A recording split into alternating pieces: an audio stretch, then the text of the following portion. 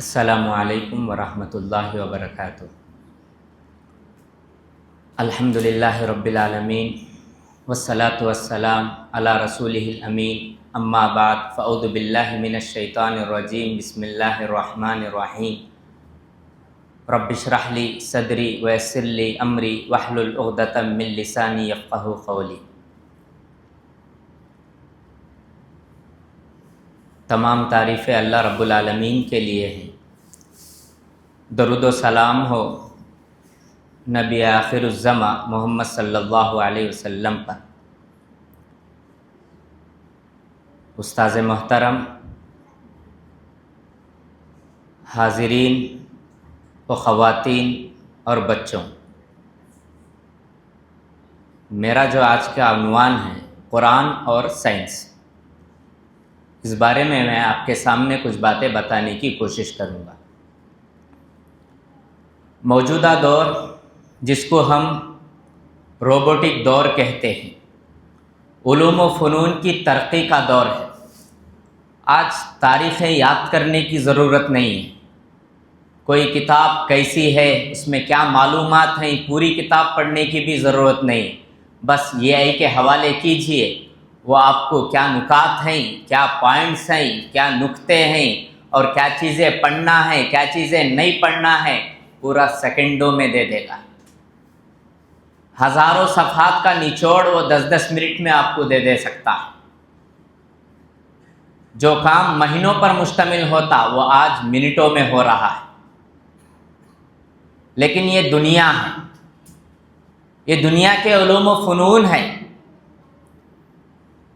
لیکن دوسری طرف قرآن مجید جو کتاب دعوت ہے، کتاب ہدایت ہے، بلکہ رہتی دنیا تک کے سارے مسائل کا حل اس قرآن میں موجود ہے۔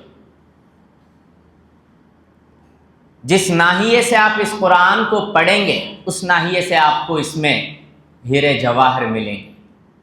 امام ذہبی علیہ الرحمہ وغیرہ کے دور میں، یعنی 800 سال پہلے، قرآن مجید میں اس وقت کئی ہزار علوم و فنون لوگوں نے تحقیق کیے۔ اگر آج کے اعتبار سے اس میں تحقیق کریں گے تو کئی کروڑ علوم و فنون ہم کو ملیں گے، کہ آپ سائنس کا شعبہ، فزکس کا شعبہ، سائیکالوجی، کچھ بھی اعتبار سے لیجئے، قرآن میں اس کے لیے دلائل، مشاہدات ہیں، تجربات ہیں، حقائق ہیں۔ تو یہ دنیا ہے یا یہ سائنسی علوم ہے جس میں ہم کو ملے گا کہ دنیا نے کتنی ترقی کی ہے، کس نے کیا ایجاد کیا ہے، کس نے کیا بنایا ہے، کون کب آسمانوں پر اڑا ہے، کس نے یہ دریافت کیا، کس نے وہ دریافت کیا، کس نے یہ ایجاد کیا، کس نے یہ شروع کیا، یہ دنیاوی معلومات۔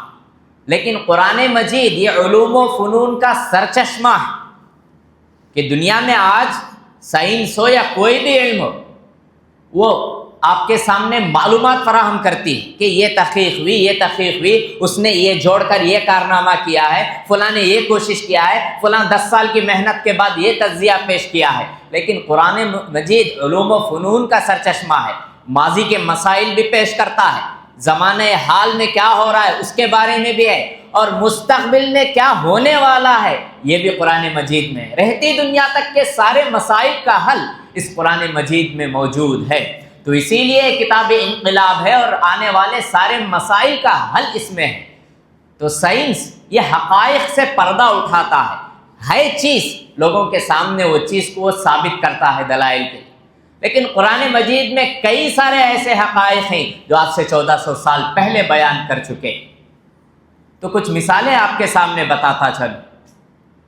بنی اسرائیل کی آیت ہے، آیت نمبر 13 اور آیت نمبر 14، آپ نے پڑھا ہوگا، 12 مرتبہ پڑھا ہوگا، کہ وَكُلَّ إِنسَانٍ أَلْزَمْنَاهُ طَائِرَهُ فِي عُنُقِهِ وَنُخْرِجُ لَهُ يَوْمَ الْقِيَامَةِ كِتَابًا يَلْقَاهُ مَنْشُورًا اقْرَأْ كِتَابَكَ كَفَىٰ بِنَفْسِكَ الْيَوْمَ عَلَيْكَ حَسِيبًا۔ یہ بنی اسرائیل کی 13ویں آیت اور 14ویں آیت ہے۔ اس میں اللہ تعالیٰ فرماتا ہے وَكُلَّ إِنسَانٍ، ہر انسان، أَلْزَمْنَاهُ طَائِرَهُ فِي عُنُقِهِ، ہم نے اس کے گردن میں ایک پرندہ چپکا رکھا ہے، پرندہ اٹیچ کر رکھا ہے، الزمناہ طائرہ فی عنقہ، وَنُخْرِجُ لَهُ يَوْمَ الْقِيَامَةِ كِتَابًا يَلْقَاهُ مَنْشُورًا، ہم اس کو قیامت کے دن نکالیں گے، اور کس حالت میں نکالیں گے؟ وہ سارے حقائق ہمارے سامنے بیان کرے گا۔ اور قرآن کہتا ہے آگے اقرأ کتابک، کہ تم پڑھو اس کتاب کو، تم پڑھو اپنے نامہ اعمال کو، تم پڑھو اپنے رجسٹر کو، کفیٰ بنفسک اليوم علیک حسیبا، آج تم اپنا حساب و کتاب دینے کے لیے کافی ہو۔ کیوں؟ ساری چیزیں لائیو ٹیلی کاسٹ کی طرح آنکھوں کے سامنے پیش کیا جائے گا، سارے مناظر پیش کیے جائیں گے، ویڈیو آڈیو۔ ایک زمانے تک یہ بات حقائق سے دور نظر آتی تھی، آج سے 50 سال پہلے بھی اگر کوئی اندازہ لگائے تو سوچ نہیں سکتا ہے کہ کیسے پرندہ انسان کے گردن میں چپکا ہوگا۔ لیکن موجودہ دور یہاں جو ایس بی کارڈ ہے، جی بی ہے، یعنی تو اس سے ذرے آلات ہیں جس کے ذریعے انسان کیا کرتا ہے، انسان کیا بولتا ہے، یہاں تک کہ انسان کیا کیا چیزیں وہ ریکارڈ ہو سکتے ہیں، ساری چیزیں وہ پیش کرتا ہے۔ نہ صرف یہ کہ وہ ریکارڈ کرتا ہے بلکہ سیکنڈوں کے بعد اگر اس کو ٹیلی کاسٹ کیا جائے تو من وعن وہ آپ کے سامنے پیش کرتا ہے۔ ویڈیو کا تو ویڈیو، آڈیو بولو آڈیو، جو ہو جس انداز میں وہ پیش کر سکتا ہے۔ اب دنیا جانتی ہے، حالانکہ قرآن نے اس کو 1400 سال پہلے بیان کر دیا کہ آج یہ سمجھنے میں انسان بعید الفطرت نہیں ہو سکتا ہے، سمجھ میں آ سکتی ہے کہ پرندہ اس زمانے کے اعتبار سے ہوگا، آج کے زمانے میں یہ چپ یا اس طرح کی چیزیں آسانی کے ساتھ انسان کو چپکا سکتے ہیں کہ انسان اس کو نکال نہیں سکتا، لیکن قیامت کے دن اللہ نکالے گا سارا لائیو ٹیلی کاسٹ دنیا میں جو ہو رہا تھا اس کے سامنے، وہ اس کے سامنے وہاں قیامت میں پیش ہوگا اور کہے گا اقرا کتابک، اپنا نامہ اعمال دیکھ لو، پڑھ لو، سب کچھ تیری نگاہوں کے سامنے، کفیٰ بنفسک اليوم علیک حسیبا، کہ آج تو اپنا حساب و کتاب دینے کے لیے کافی ہے۔ بندہ جب یہ کہے، دیکھے گا اپنے مناظر کو، اپنے چیزوں کو اپنے آنکھوں کے سامنے، تو کہے گا، سورہ کہف کی آیت ہے، ما لہذا الکتاب لا یغادر صغیرۃ ولا کبیرۃ الا احصاها، یہ کیسا نامہ اعمال ہے، یہ کیسا رجسٹر ہے کہ لا یغادر صغیرۃ ولا کبیرۃ الا احصاها، کہ چھوٹی چیز ہو یا بڑی چیز ہو، ہر چیز ہمارے سامنے، ہر چیز پیش ہے، اس میں کوئی چیز اس سے چھوٹی ہوئی نہیں ہے، چھوٹی ہوئی نہیں ہے، سب چیزیں حقائق کے ساتھ ہمارے منظر کے سامنے۔ یہ قرآن کی گواہی۔ ایک اور مثال بتاتا چلوں، سورہ یونس آیت نمبر 90 پر 2، 12 مرتبہ اس کو تقاریر میں سنا، مورس بکائی ہے سائنسدان، جب یہ آیت اس نے تلاوت کی، فَالْيَوْمَ نُنَجِّيكَ بِبَدَنِكَ لِتَكُونَ لِمَنْ خَلْفَكَ آیَةً، کہ ہم تمہارے جسم کو حفاظت کریں گے، فرعون سے کہا جا رہا ہے، لِتَكُونَ لِمَنْ خَلْفَكَ آیَةً، تاکہ تم آنے والی دنیا کے لیے ایک نشان بنو، عبرت کا سامان بنو، لوگ تم سے عبرت حاصل کر سکیں۔ یہ آیت تو نازل ہوئی 1450 سال پہلے، 1809 اور اس کے آس پاس میں مصر میں ممیز وغیرہ، ایجپٹ میں یہ سامنے آئے، تحقیق ہوئی۔ پھر اس کے بعد 1912 میں لوگوں نے یہ تحقیق پیش کی کہ کئی ممیز میں سے، کئی جو وہاں پر تھے مردے، اس میں سے ایک ایسا ہے جس میں نمک کے ذرات ہیں۔ اس کے ذریعے دنیا نے ثابت کیا کہ یہ فرعون موسیٰ ہے۔ فرعون ان کے زمانے کے بادشاہوں کا لقب تھا۔ کئی سارے جو وہاں پر مردے تھے اس میں سے ایک ایسا تھا جس کے ناخن میں نمک کے ذرات تھے، جس سے تحقیق پیش کی کہ یہ فرعون موسیٰ ہے۔ دنیا کے سامنے آج بھی ہے مصر کے عجائب گھر میوزیم میں کہ لوگ دیکھ سکتے ہیں، عبرت انگیز ہے منظر۔ اللہ نے جو وعدہ کیا اس کو برابر دکھایا ہے، لِتَكُونَ لِمَنْ خَلْفَكَ آیَةً۔ 1975 میں اس سائنسدان نے اس پر تحقیق کر کے مزید حقائق پیش کیے۔ پھر اس کے بعد اس کی ایک آیت سورہ نور کی اس نے تلاوت کی تھی، او کظلمات فی بحر اللجی یغشاہ موج من فوقہ سحاب ظلمات بعضها فوق بعض۔ اس کا ترجمہ کچھ یوں ہے کہ سمندر کی تاریکیاں، سمندر کی گہرائی میں بھی لہر در لہر تاریکیاں، اگر کوئی اپنا ہاتھ بھی دیکھنا چاہے تو دیکھ نہیں سکتا۔ ظلمات بعضها فوق بعض، کہ گہرائی اور تاریکی ہی تاریکی ہے۔ آج کی سائنس یہ ثابت کرتی ہے کہ جس طرح سمندر کے اوپر لہر دہر موجیں ہیں، اسی طرح سمندر کی گہرائی میں بھی موجیں ہیں۔ یہ آج کی سائنس بتا رہی ہے، حالانکہ قرآن نے 1450 سال پہلے کہہ دیا، موج من فوقہ سحاب ظلمات بعضها فوق بعض، کہ تاریکیاں ہی تاریکیاں ہیں، کہ کوئی بھی انسان اگر اپنا ہاتھ بھی دیکھنا چاہے تو تاریکیوں میں نظر نہیں آئے گا۔ رات کی تاریکی، سمندر کی تاریکی، لہروں کی تاریکی، یہ اس زمانے میں قرآن نے بیان کیا تھا، جس کو آج سائنس نے تحقیق کر کے پیش کیا کہ سمندر کی گہرائی میں آپ کو روشنی نہیں دکھائی دے گی، کیونکہ لہر در لہر ہے، روشنی وہاں تک پہنچ نہیں پاتی ہے۔ جب یہ سائنسدان نے یہ آیت تلاوت کی تو اس نے پوچھا کیا محمد نے کبھی سمندر کا سفر کیا؟ تو جواب نفی میں ملا، انکار میں ملا کہ کبھی محمد نے سمندر کا سفر نہیں کیا ہے۔ تو اس نے کہا واللہ یہ کتاب الہی ہے، یہ قرآن اللہ تعالیٰ کی کتاب ہے، کوئی انسان یہ لکھ نہیں سکتا، کوئی بول نہیں سکتا۔ اس کے بعد اس نے اپنی مایا ناز تصنیف لکھی، بائبل، قرآن اور سائنس، اور اس نے ثابت کیا کہ جو بھی مضامین ہیں بائبل کے وہ دنیا کے یا سائنس سے من و عن تسلیم نہیں کیا جا سکتے۔ ہاں قرآن کے مضامین ایسے ہیں جو من و عن تحقیق ہیں، ثابت شدہ ہیں، اور برابر سائنس اس کی رہنمائی کرتی ہے۔ ایک اور دنیا کی ایجاد آج سے کچھ 100 سالوں پہلے، بگ بینگ تھیوری، 17ویں اور 18ویں عیسوی میں سائنسدانوں نے یہ تحقیق کیا کہ دنیا پہلے منجمد تھی، ملی ہوئی تھی، پھر اس کے بعد ایک بڑا دھماکہ ہوا، اس دھماکے کی وجہ سے یہ سارے سیارے، زمین، آپس میں جو بھی ہے، جوپیٹر، نیپٹن، یہ سب وجود میں آئے۔ یہ سائنس کی تحقیق ہے، سائنس نے تجزیہ پیش کیا کچھ 100 سال پہلے کہ یہ سلیبس میں موجود ہے اسکول کی، لیکن قرآن نے آج سے 1450 سال پہلے کہا اولم یر الذین کفروا ان السماوات والارض کانتا رتقا ففتقناہما، سورہ انبیاء آیت نمبر 30۔ اللہ تعالیٰ فرماتا ہے کیا کافر یہ نہیں سمجھ پاتے، یہ نہیں دیکھتے ان السماوات والارض کانتا رتقا، کہ آسمان اور زمین باہم ملے ہوئے تھے، متحد تھے، کانتا رتقا ففتقناہما، پھر اس کے بعد کیا کیا؟ ہم نے ان کو جدا جدا کیا۔ یہ قرآن کی بات ہے جو آج کچھ 100 سال پہلے سائنس نے اس کی حقیقت کا انکشاف کیا یا وضاحت کی۔ اور اسی طرح سائنس کی آج ایک اور تحقیق ہے، زمین اس میں وسعت ہے، دھیرے دھیرے اس میں پھیلاؤ ہے، پھیل رہی ہے زمین۔ یہ بھی 1929 میں ایڈون ہبل، یہ سائنسدان کا نام ہے، اس نے یہ تجزیہ پیش کیا تھا کہ زمین دھیرے دھیرے وسیع ہو رہی ہے۔ حالانکہ اللہ تعالیٰ نے قرآن مجید میں سورہ نمل آیت نمبر 80 پر 8 اللہ تعالیٰ فرماتا ہے وَتَرَى الْجِبَالَ تَحْسَبُهَا جَامِدَةً وَهِيَ تَمُرُّ مَرَّ السَّحَابِ، کیا تم سمجھتے ہو، کیا تم یہ سمجھتے ہو کہ وَتَرَى الْجِبَالَ تَحْسَبُهَا جَامِدَةً، کہ تم سمجھتے ہو کہ پہاڑ اپنی جگہ لگے ہوئے ہیں، ٹہرے ہوئے ہیں، جامد ہے، جگڑے ہوئے ہیں؟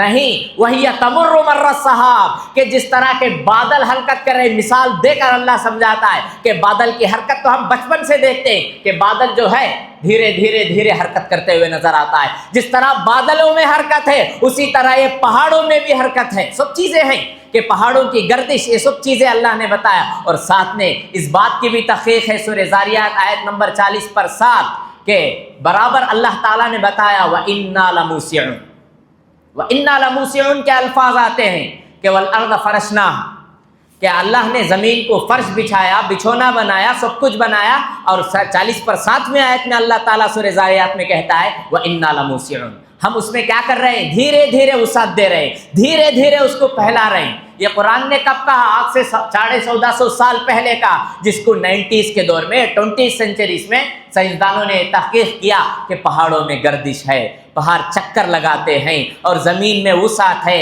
زمین کو اللہ تعالیٰ پھیلا رہا ہے۔ حالانکہ قرآن نے مضامین پہلے ہی بیان کر دیے۔ اسی طرح ایک اور فلسفہ کہ ہر چیز کی ایجاد پانی سے ہے، جو بھی چیزیں ہیں وہ پانی سے ہے، انسان کی چیزیں وغیرہ، اس کے لیے بھی قرآن نے کہا ہے وَجَعَلْنَا مِنَ الْمَاءِ كُلَّ شَيْءٍ حَيٍّ، سورہ انبیاء آیت نمبر 30، کہ اللہ تعالیٰ نے ہر چیز کو پانی کے ذریعے پیدا کیا ہے۔ یہ بھی آج سے 1400 سال پہلے۔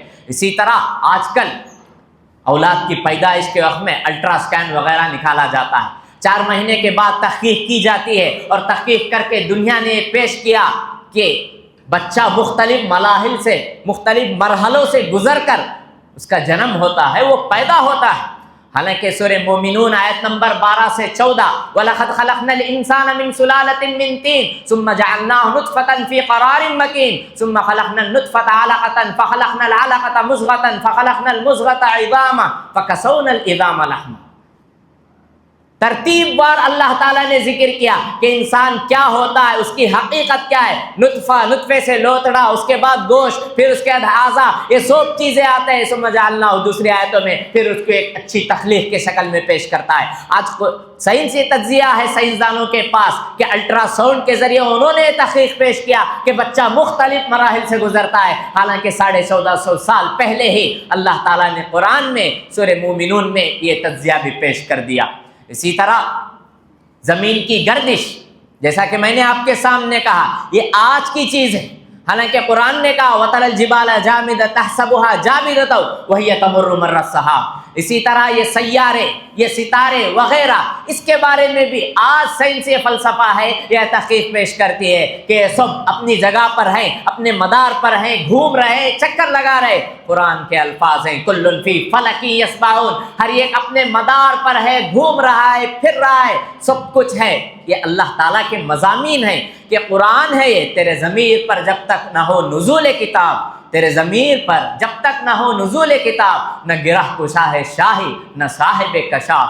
کہ ہمارا تجزیہ کیا ہے کہ آج ہم فخر کرتے ہیں، فخر کرنا بھی چاہیے کہ سب سے زیادہ پڑھی جانے والی کتاب قرآن مجید ہے، سب سے زیادہ لکھی جانے والی کتاب قرآن مجید ہے، سب سے زیادہ چھپی جانے والی کتاب قرآن مجید ہے، سب سے زیادہ ڈسٹریبیوٹ ہونے والی کتاب قرآن مجید ہے۔ یہ فخر کی بات ہے، ہم میں سے ہر ایک کو فخر کرنا ہے، لیکن اسی کا دوسرا پہلو افسوس کے ساتھ کہنا پڑتا ہے کہ سب سے زیادہ بغیر سمجھے پڑھے جانے والی کتاب قرآن مجید ہے، سب سے زیادہ بغیر غور و فکر کیے پڑھے جانے والی کتاب قرآن مجید ہے۔ اگر معمولی ایک انٹرویو لیٹر آ گیا یا ٹیبل میں کوئی خط آ گیا یا گورنمنٹ کی کوئی اسکیم آ گئی تو ہم کیا کرتے ہیں؟ لے کر پھرتے ہیں، پوچھتے ہیں، معلومات حاصل کرتے ہیں، اس میں کیا چیزیں ہیں، کیا چیزیں لینا ہے، کیا کیا ہمارے پاس اسکیم ہے، کن چیزوں سے ہم فائدہ اٹھا سکتے ہیں۔ لیکن قرآن مجید کے ساتھ یہ پالیسی کیوں ہے؟ ہاں تلاوت پر ثواب ہے، لیکن جو ثواب دارین ہے، جس کے بارے میں قرآن کہتا ہے کہ پڑھنے والا ہمیشہ ترقی کرے گا، اس کے لیے عروج ملے گا، معمولی بات ہے۔ ہر جمعہ سورہ کہف پڑھنے کی بات آتی ہے، دیکھیے سورہ کہف کے مضامین اٹھا کر مفسرین لکھتے ہیں پڑھنے کا ثواب تو مل جائے گا، لیکن حقیقت میں کامیابی اسے ملے گی جو غور و فکر کر کے پڑھے گا۔ کیوں؟ سورہ کہف میں سارے مضامین ہیں، ایک استاذ کیسا ہو، ایک شاگرد کیسا ہو، ایک بادشاہ کیسا ہو، رعایا کیسی ہو، مدد کیسی کرنی چاہیے، عورتوں کو کیسے ہونا چاہیے، مردوں کو کیسے ہونے چاہیے، ایک انقلابی پہلو صرف سورہ کہف میں پڑھ کر دیکھیے اس کے مضامین کہ بادشاہ اگر ظالم ہو تو کیسا ہو، بادشاہ عادل ہو تو کیسا ہو، اگر بادشاہ ظالم ہو تو رعایا کو کیا کرنا ہے، تفصیل کے ساتھ پورے مضامین ہمارے پاس ہے۔ اگر غور کر کے پڑھیں گے وہ چاشنی آئے گی تو خود بخود زندگی میں تبدیلی آئے گی، ضرور آئے گی زندگی۔ صحابہ کرام کا ایمان اور وہ جذبہ ایمانی کیسے بلڈ ہوا، کیسے انہوں نے اتنی زیادہ ترقی حاصل کی، اس میں جو معجزہ تھا وہ قرآن کا معجزہ تھا، معمولی بات نہیں، یہ زندہ اور علمی معجزہ ہے جو رہنی دنیا تک کے سارے مسائل کے حل کے لیے ہے۔ لیکن ہم نے کیا کیا، اس قرآن کو چھوڑ کر سارے علوم کی طرف گئے، ارے اس میں تو معلومات ہیں، یہ اصل کتاب ہے، کتاب ہدایت ہے، سب کچھ کرے گا، لیکن وجہ یہ ہے کہ ہم اس کو غور و فکر کے ساتھ پڑھیں، روزانہ ایک آیت ہی صحیح ہم غور کے ساتھ پڑھیں اور اس ارادے کے ساتھ پڑھیں کہ قرآن مجھ سے کیا چاہتا ہے، قرآن ہم سے کیا چاہتا ہے، کیونکہ یہ قرآن ہمارے لیے نازل ہوا ہے، ہم اس کے مخاطب ہیں، میں اور آپ سب اس کے مخاطب ہیں، تو سب اس میں پڑھنا ہے، غور و فکر کرنا ہے۔ آخری ایک آیت سورہ رعد کی کہہ کر اپنی بات ختم کرتا ہوں کہ جس میں اللہ تعالیٰ فرماتا ہے آیت نمبر 20 پر 8، الا بذکر اللہ تطمئن القلوب، کہ یاد رکھو اللہ تعالیٰ کے ذکر سے ہی دلوں کو سکون ملتا ہے، دلوں کو سکون جو ملتا ہے وہ اللہ تعالیٰ کے ذکر سے ہی۔ اور احادیث میں آتا ہے کہ آپ صلی اللہ علیہ وسلم معمول تھا ہر نماز کے بعد ذکر کیا کرتے تھے، سبحان اللہ، الحمدللہ، اللہ اکبر، یہ سب اپنے ہاتھوں میں۔ آج کے سائنسدانوں کا یہ تجزیہ ہے کہ جو انگلیوں کے جو پور ہیں اس کا تعلق دماغ سے ہے، اور آکو پنچر اور آکو پریشر وغیرہ میں دماغ کے خون یا دماغ کے سکون کے لیے ان کے پاس اس طرح کی چیزیں اپنائی جاتی ہے، مشق دی جاتی ہے کہ تم اس طرح کرتے رہو، کرتے رہو، بس اس طرح کرتے رہو۔ حالانکہ یہ کام اللہ کے رسول صلی اللہ علیہ وسلم نے آج سے کئی سو سال پہلے کا، اور قرآن نے کہا الا بذکر اللہ تطمئن القلوب، کہ تمہیں اللہ تعالیٰ کے ذکر سے دلوں کو سکون ملتا ہے اور دماغ کو شانتی اور آرام کی ملتی ہے۔ یہی چیز ہے، ہر نماز کے بعد ذکر کرو، آسان ہے، ذکر کا ذکر بھی ہو جائے گا، ساتھ میں لذت اور سکون بھی ملے گی۔ یہ آج کی تحقیق ہے، دنیا آج تحقیق کر کے بتایا ہے۔ آپ صلی اللہ علیہ وسلم نے تو اتنے سال پہلے کہہ دیا ہے، خود سورہ قیامہ کی آیت ہے پوروں کے بارے میں، ایحسب الانسان ان لن نجمع عظامہ بلا قادرین علی ان نسوی بنانا، کہ آج دنیا یہ کہتی ہے کہ ہر انسان کا فنگر پرنٹ دوسرے سے جدا ہوتا ہے، کسی ایک انسان کا فنگر پرنٹ بھی ایک دوسرے شخص سے نہیں ملتا ہے، یہ تصور کے بغیر ہے، ناممکن ہے۔ قرآن نے تو 1450 سال پہلے کہہ دیا۔ ہم نہیں چاہتے، ایحسب الانسان، کیا انسان گمان کرتا ہے ان نجمع عظامہ، کہ ہم اس کے ہڈیوں کو جمع نہیں کریں گے، بلا قادرین علی ان نسوی بنانا، بلکہ ہم یہ بھی قدرت رکھتے ہیں کہ ہم اس کے پوروں کو تک، فنگر پرنٹ کو تک درست کریں۔ یہ اللہ تعالیٰ کا وعدہ ہے۔ تو یہ قرآن مجید ہے کہ جس میں آپ جتنا غور کریں گے اتنا معنوں کا سمندر اس میں اندر، علوم و فنون سب کچھ ہے، بس غور کے ساتھ پڑھنا ہے، غور و فکر کے ساتھ پڑھنا ہے، یہی تو قرآن چاہتا ہے۔ ورنہ کیا حال ہوگا؟ سورہ فرقان کی آیت ہے، وقال، آپ صلی اللہ علیہ وسلم وہاں پر شکوہ کریں گے، ما لہذا الرسول، کہ خود بخود وہاں شکوہ ہوگا۔ کس کے لیے شکوہ ہوگا؟ بندوں کے لیے شکوہ ہوگا۔ کیا شکوہ ہوگا؟ کہ ان لوگوں نے قرآن کو پشے پش ڈال دیا ہے، قرآن کو پشے پش ڈال دیا ہے اور دوسرے سارے چیزوں میں آگے بڑھنے کی کوشش کرتے ہیں۔ شکوہ ہوگا ہے، جواب کیا دینا ہے سوچ کر رکھیے۔ تو اسی لیے قرآن یہ سارے مسائل کا حل ہے۔ ہاں علوم و فنون ہے، اے آئی کا دور ہے، ترقیات کا زمانہ ہے، لیکن ان ترقیات کے زمانے میں سارے چیلنجز کے لیے اگر کوئی کتاب ہے تو وہ قرآن مجید ہے۔ دعا ہے رب العالمین سے اللہ تعالیٰ مجھے اور آپ کو قرآن پڑھنے، سمجھنے، عمل کرنے اور اس پر غور و فکر کرنے کی توفیق عطا فرمائے، اور اس کے پیغامات کو ہم دوسروں تک پہنچانے کی بھی توفیق عطا فرمائے، آمین۔